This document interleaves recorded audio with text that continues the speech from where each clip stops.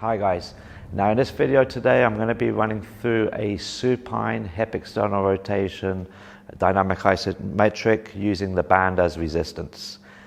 So you'll be lying on your floor for this, but before I demonstrate and run you through the exercise, understanding the dynamic isometric, the intent is to kind of move out of conventional movement patterns or challenge, say, the hip in this particular area that we're targeting. So it being external rotation, it's this movement. So what I want to do is going to be a slow eccentric, think from A slowly to point B, but during that time I'm not just going to focus on this linear movement at all. I'm going to treat this as a slow rep, but I'm going to change things for this joint while it's being biased in this position. So I can play with rotation of the knee, I can play with opening and closing the knee in combination with also the rotation.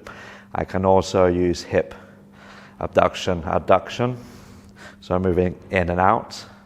Okay, and all of these can be done in combination.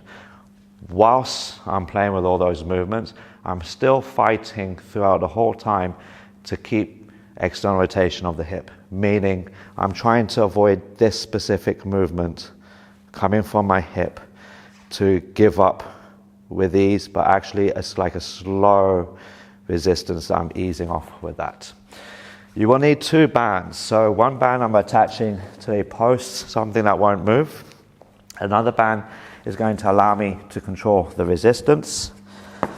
I want to lie on my back, set myself up at a bit of an angle. So I've got this band pulling myself in this direction, or pulling my ankle or hip in that direction, which is bringing it into internal rotation. I want to hold the opposite, external rotation, so I've got to try and hold this direction against the resistance of the band.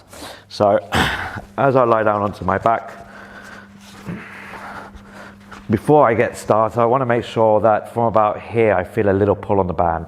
Not a great deal, but just a bit. So I adjust as needed, okay?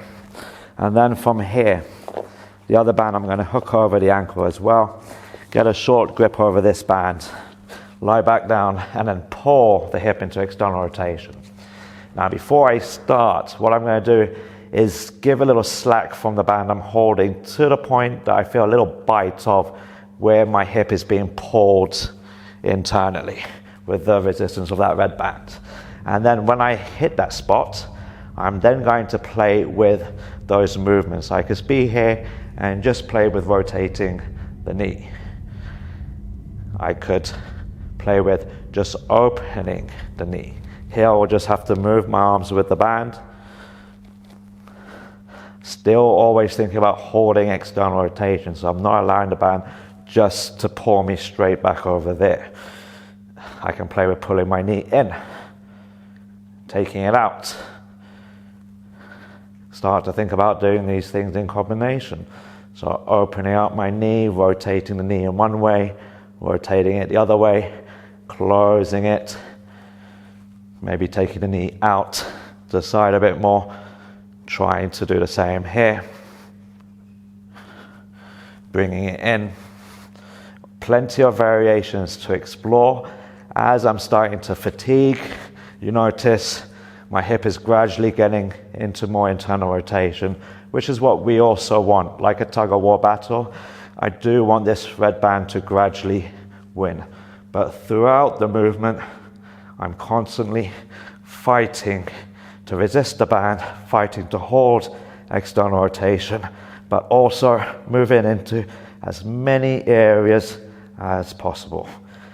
And you'll notice I'm taking my time moving. I'm also trying to assess areas that might feel slightly weaker, exploring how much strength I have there, asking myself other questions. Do I want to build more strength there? And then once you feel that you get to your end,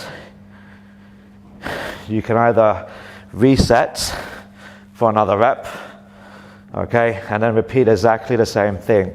Or you may feel that if that one rep was tiring enough, it was a lot of time and attention for what you were aiming, then that could be your set.